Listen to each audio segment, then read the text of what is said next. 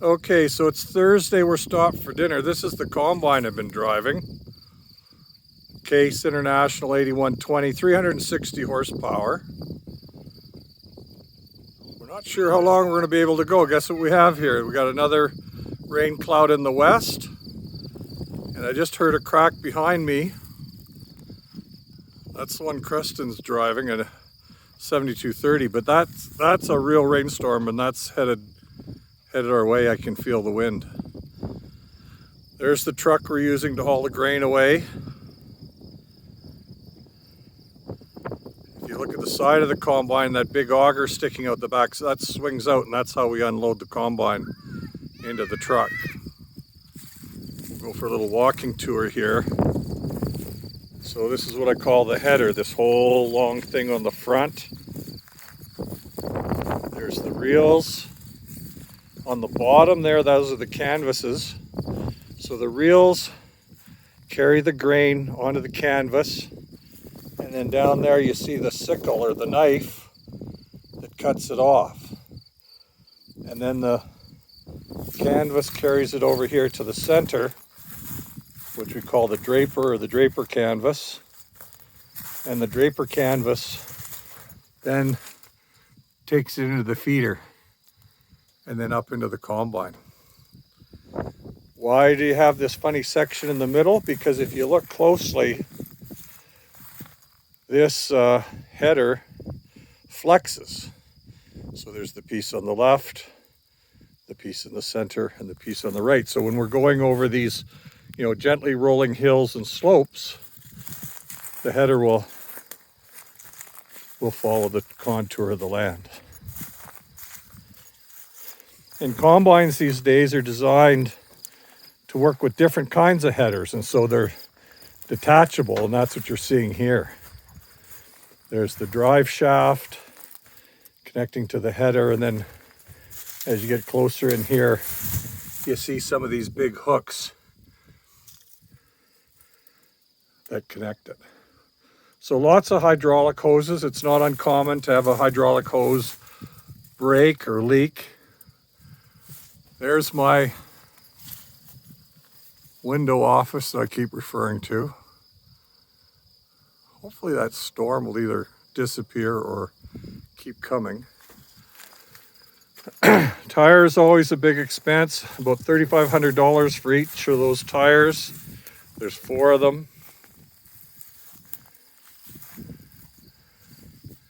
Inside here,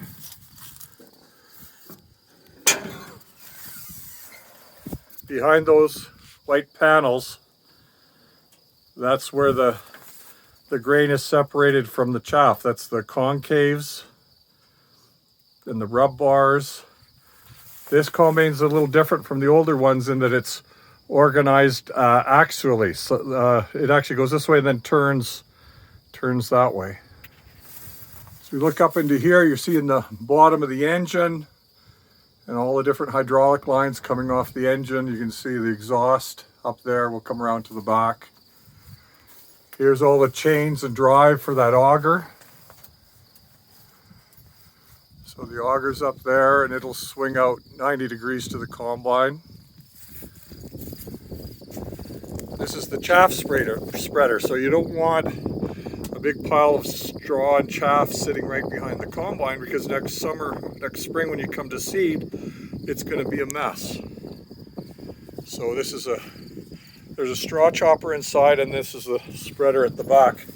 If we go right inside, these are called the sieves, and you can see all those little teeth, all those little places where the grain can fall down and the straw and the chaff just comes out the back.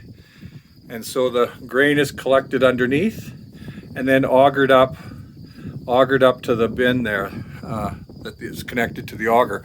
If we look way up in there, those are the straw choppers, pieces of metal, about 800, 600, 800 RPM, and their job is just to smash that straw into small pieces. Here's Lane coming to do some service. We've been pretty good today. Lane can be busy with other things. And then here is how you get up into the engine compartment.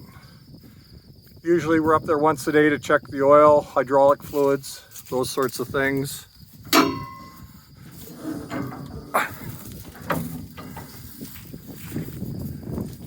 Come around the other side here.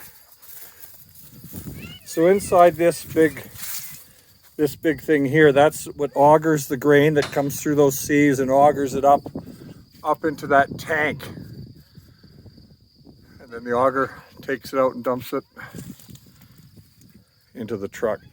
This contraption is an endless source of problems. This is called the return. So there's always some stuff that isn't properly thrashed.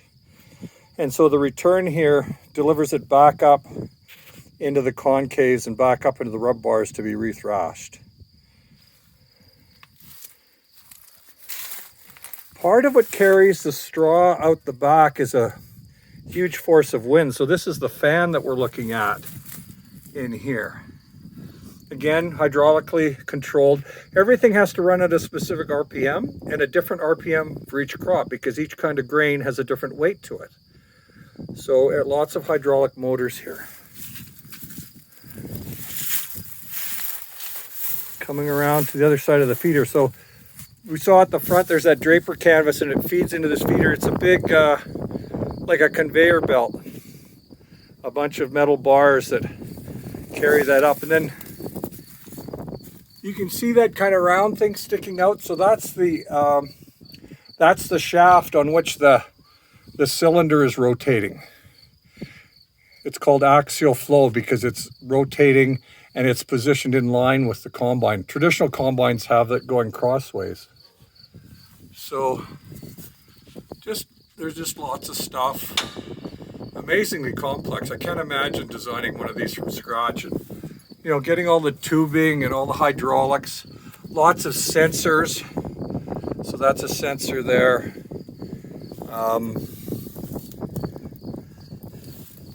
That helps feed that panel, that monitor that I've been showing you. So we go along here.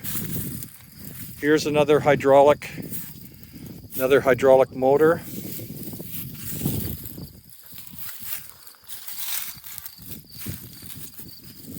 Lots of hydraulic cylinders here for adjusting. So this one controls how far the reels are out.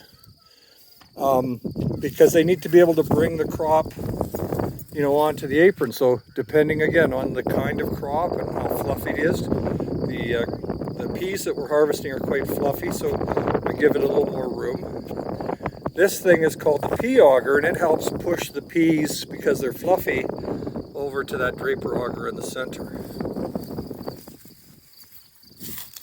The tines here, they're like forks. They just help again deliver the grain, the whole plant onto the auger.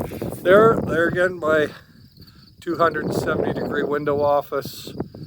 We got good mirrors, we got good lights. We need to be operating at night. Lots of safety equipment. You can see this is extending out past the edge of the tire, so it's an indicator of you know, when I'm past. Remember I said this need to be flexible, so the reels here flex in the middle here relative to you know, the center of the machine. Again, adjustments.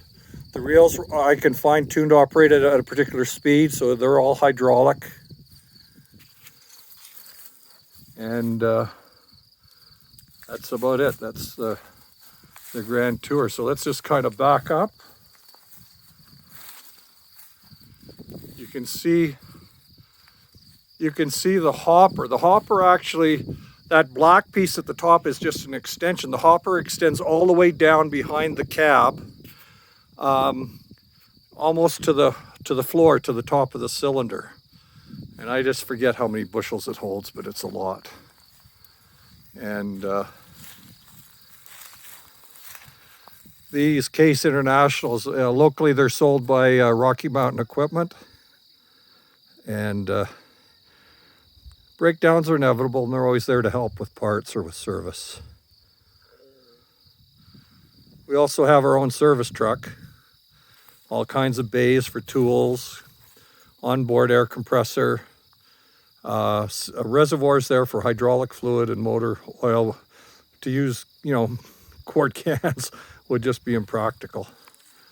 Welder, power supply, all of that's part of the deal. It's a completely self-sufficient service vehicle, complete with a winch.